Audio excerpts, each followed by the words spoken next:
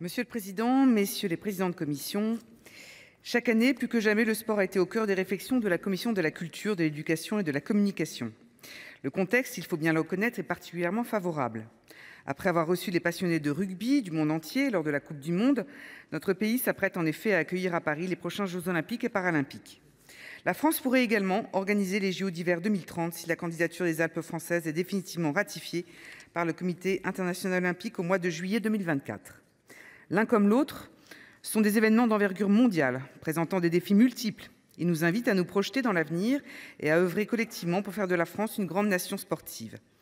Pour donner corps à cette ambition, nous savons que nous pouvons compter sur la mobilisation des élus locaux et de l'ensemble du réseau associatif, éducatif et médical.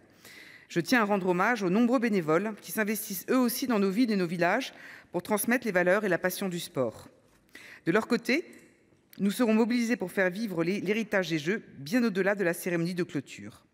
Dans la perspective de l'année historique à venir et pour un futur désirable, nous devons généraliser la pratique du sport dans tous les territoires. Il s'agit d'un facteur essentiel de cohésion nationale, mais aussi d'un enjeu de santé publique. À cet égard, je veux saluer le nouveau plan 5000 équipements Génération 2024 qui bénéficiera aux équipements sportifs de proximité et aux cours d'école. Ce plan, qui prolonge un premier plan ayant permis de rénover et de créer 5000 plateaux multisports, aires de fitness et terrains de basket, permettra de concrétiser l'ambition de promotion de l'activité physique et sportive dès le plus jeune âge.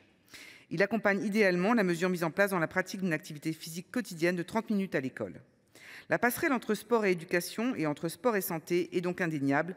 Il n'est pas permis d'envisager l'un sans les autres.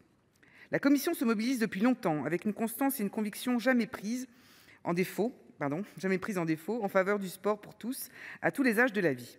Au Sénat, le champ de compétences de la Commission de la culture, de l'éducation et de la communication dépasse donc largement son seul énoncé. Les enjeux du sport et ses acteurs font partie de nos sujets de travail majeurs. Dès lors, le nom de la Commission doit refléter pleinement cette réalité. Pour cette raison, le groupe Les Indépendants, République et Territoires votera en faveur de la présente proposition de résolution visant à compléter l'intitulé de la Commission. Je vous remercie. Merci. La parole est à présent